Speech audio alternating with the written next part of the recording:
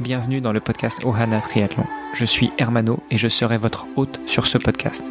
À mes côtés, Olivier De Scuter, le fondateur de la marque Ohana. Tous les jours, en 5 minutes, on vous explique comment lancer une marque de textile de sport et comment performer dans le triathlon. Ce podcast est sponsorisé par Ohana, spécialiste du textile de triathlon, natation, vélo, course à pied. Pour en savoir plus sur la marque, direction ohana.boutique. À tout de suite pour votre première commande.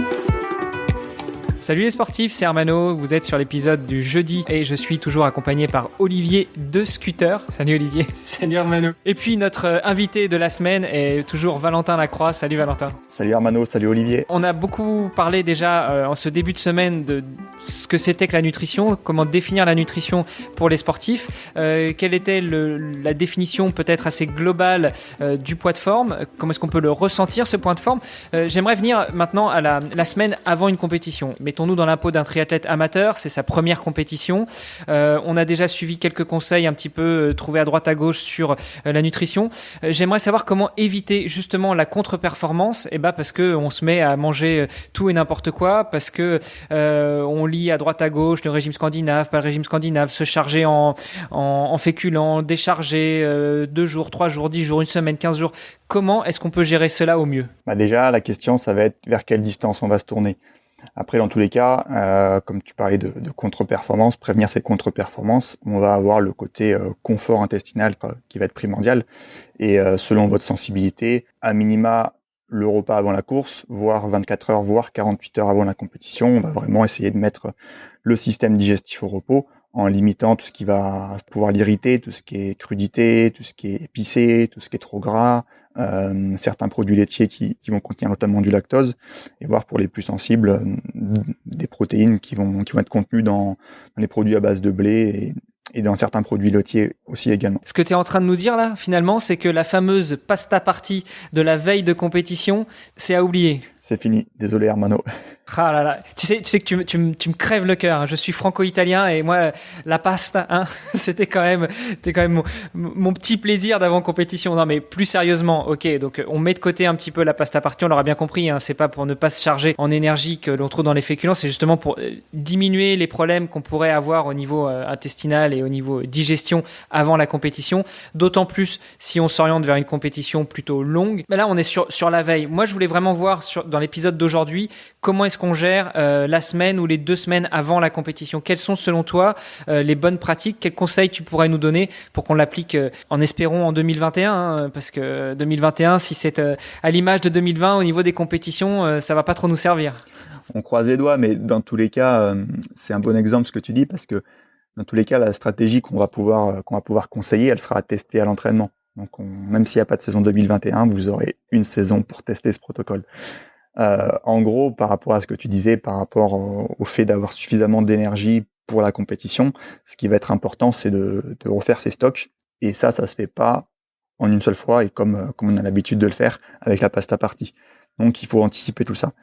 Donc, tout dépend de la distance, mais plus on va aller sur une distance longue, plus on va anticiper pour recharger ces stocks de ce qu'on appelle de glycogène, qui sont en fait des réserves de sucre qui sont présents notamment dans le muscle. En tout cas, c'est ce qui nous intéresse. Et si on parle des plus longues distances, on va, dès le milieu de semaine, en fait, commencer, pas forcément manger des grosses quantités de féculents, potentiellement un petit peu de produits sucrés, mais simplement, comme si on voulait grignoter à chaque repas, éventuellement avec une ou 2 collations en plus dans la journée, apporter des apports en glucides, en féculents, en fruits, etc., pour améliorer, optimiser en fait toute cette synthèse qui va nous permettre d'avoir un stock maximisé au départ de la compétition. Et du coup, ce stock, Valentin, on va venir le remplir tout au long de la journée, ou bien est-ce qu'il y a un régime, on va dire, un petit peu plus particulier entre le petit déjeuner jusqu'au soir en fait ? Dans cette phase de charge, on va vraiment essayer d'avoir des apports les plus réguliers, donc tout au long de la journée. Mais par contre, la période post-effort va être en fait le moment le plus adéquat. Donc si vous avez encore des entraînements en milieu de semaine, la fenêtre, ce qu'on appelle la fenêtre métabolique, en fait, qu'on pourra aussi appeler ce qu'on appelle l'opération porte ouverte. En fait, votre corps est plus à même d'accueillir des nouveaux nutriments pour les stocker.